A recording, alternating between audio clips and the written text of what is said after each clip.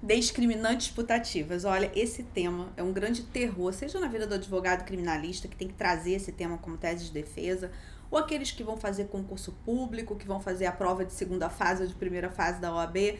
Então, nesse vídeo eu quero te trazer tudo sobre discriminantes putativas para você conseguir entender muito bem quando alegar, como alegar e, na verdade, qual é a modalidade de erro. Quando que você está diante de um erro de tipo e quando que você está diante de um erro de proibição. Meu nome é Cristiane Dupré, eu coordeno o curso de Direito Penal completo do IDPB, cujo link está abaixo desse vídeo e vai aparecer na tela também.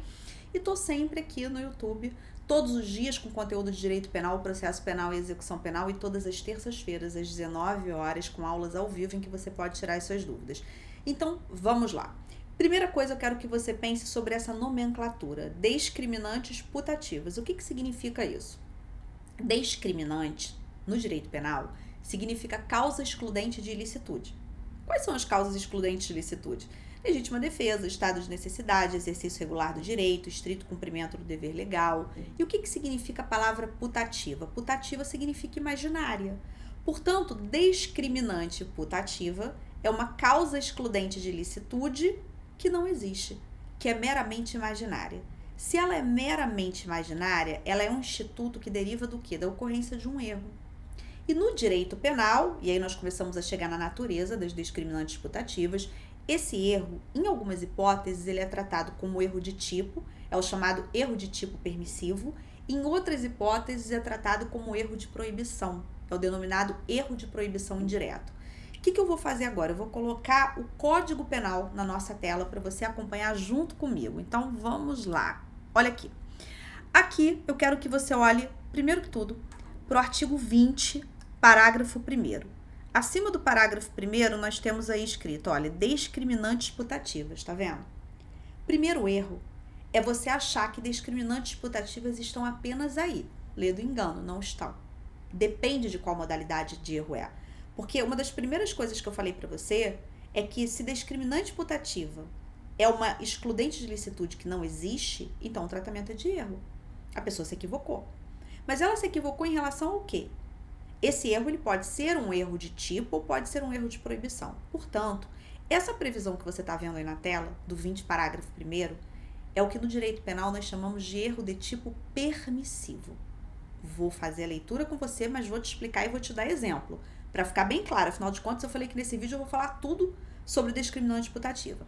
Então, veja bem, parágrafo 1º, é isento de pena quem, por erro plenamente justificado pelas circunstâncias, supõe situação de fato que, se existisse, tornaria ação legítima. Não há isenção de pena quando o erro deriva de culpa e o fato é punível como crime culposo. Bom, antes de você entender o que é o parágrafo 1º, eu quero que você entenda o seguinte. No erro de tipo, em geral, você tem uma falsa percepção da realidade. Isso significa que você erra sobre aquela situação fática. Você faz uma falsa leitura da realidade. Está acontecendo uma coisa e você está vendo outra. Exemplo. Teve um caso, alguns anos atrás, de um sujeito, ele estava em casa, ele dormiu, a panela estava no fogo, a casa começou a pegar fogo, ele não acordou.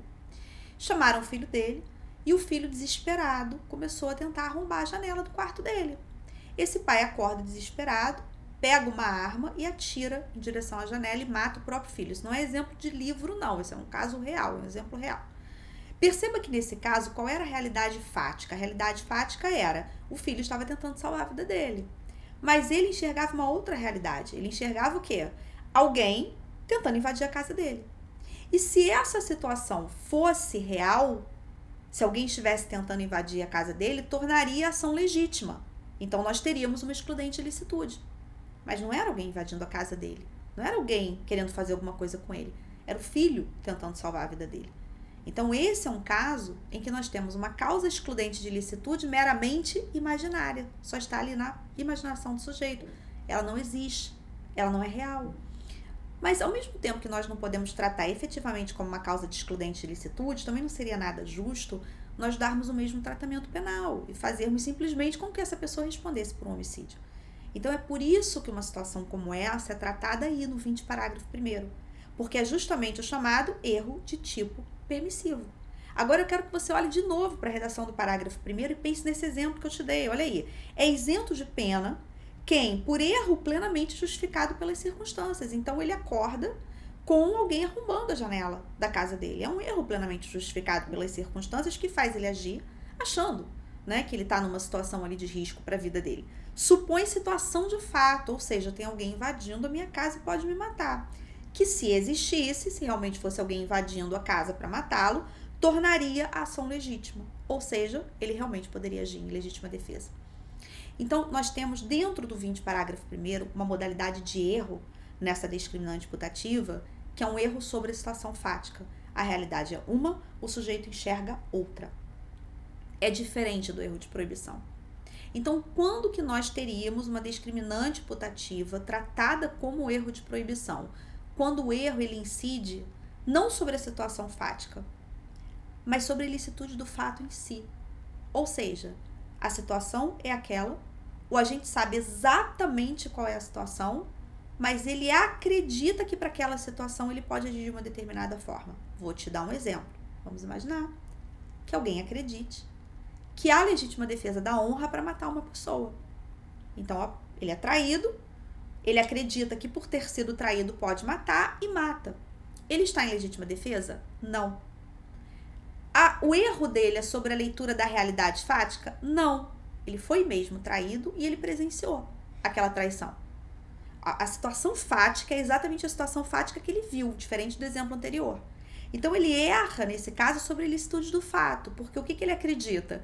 Se eu estou sofrendo aqui um ataque na minha honra, eu estou em legítima defesa da honra, eu posso matar. Aqui nesse caso concreto, ele vai e mata. Então, nesse caso, nós não temos legítima defesa, mas nós temos uma legítima defesa imaginária. Ele acredita que ela existe. Então, mais uma vez, nós estamos diante de um exemplo de discriminante putativa, porém diferente do exemplo anterior, concorda comigo? Porque no exemplo anterior, nós tivemos uma falsa percepção da realidade. A realidade era uma, o sujeito enxergou outra. No segundo exemplo agora, o sujeito enxergou exatamente a realidade que era. Ele, de fato, foi traído. Mas ele acredita que existe uma excludente de ilicitude que não existe. O erro dele é sobre a existência ou os limites da excludente. Portanto, no chamado erro de tipo permissivo, que foi o 20, parágrafo 1º que eu li junto com você, você tem um erro sobre a situação fática. Enquanto que no chamado erro de proibição indireto, em que você também tem discriminante putativa, você tem uma hipótese de erro sobre a existência da discriminante ou sobre os limites da discriminante. Por que às vezes esse erro é sobre os limites? Pode ser que uma pessoa até comece a agir em legítima defesa, ela foi agredida, começa a agir em legítima defesa, quem está agredindo ela para e ela prossegue na agressão. Ela vai além dos limites, ela excede.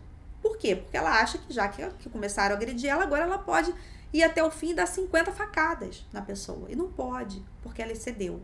Mas ela erra sobre esses limites e esse também é um erro de proibição. Então, mais uma vez, vou te dizer. Vamos ver se fica bem claro. Discriminante é excludente de ilicitude. Imaginária, né, é putativa. Então, discriminante putativa é excludente de ilicitude meramente imaginária. Portanto, ocorre um erro. Que erro? Depende. Se for um erro sobre a realidade fática, que erro é esse? O erro de tipo permissivo. É assim que nós denominamos esse erro no direito penal. Onde ele está previsto? No 20, parágrafo 1º. Agora, se o erro for sobre a existência ou os limites de uma discriminante, que modalidade de erro é essa? Erro de proibição indireta, e está previsto onde?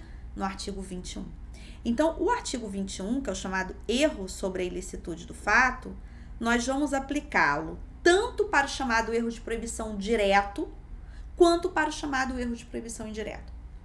Quando que ele vai ser direto? Quando você tem um erro sobre a ilicitude do fato e ponto. Então, a pessoa está usando droga num país que não é permitido o uso de droga, mas ela acredita que pode usar, ponto.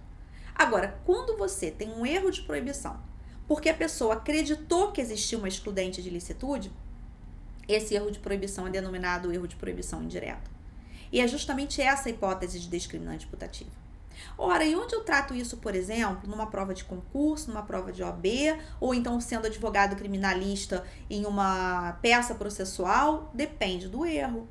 Se for um erro de tipo permissivo, em que você tem a isenção de pena ou a possibilidade de responder a título de culpa, você pode tratar para alguns dentro da própria tipicidade, para outros na culpabilidade. Já Se for o erro de proibição indireta, você sempre vai tratar dentro da culpabilidade, seja para excluir a culpabilidade, seja para reduzir a pena, de acordo com a hipótese prevista ali no artigo 21. Se é um erro inevitável, você vai sustentar que efetivamente o crime seja afastado ali. Tem uma excludente de culpabilidade, o erro de proibição é uma excludente de culpabilidade. Agora, se de repente não reconhecer como excludente de culpabilidade, que pelo menos reconheça nos termos do artigo 21 para que a pena seja reduzida. Então, alegar a tese depende da modalidade de erro. O local em que você vai trazer essa alegação e o tipo de pedido que você vai fazer depende da modalidade de erro. Por isso que é tão importante estudar direito penal na prática. Quando eu falo, muita gente pensa assim, gente, mas para que eu vou fazer um curso de direito penal se eu fiz faculdade e só aprendi penal? Porque você aprendeu penal na teoria. Dentro do curso completo que eu coordeno no IDPB, eu te ensino direito penal na prática. Então, eu vou te ensinando como é que você alega. Tem uma tese de defesa? Em que peça você alega? Qual pedido você faz? Qual o objetivo daquela alegação? Não é um estudar por estudar, é um estudar para aplicar, é totalmente diferente, entende?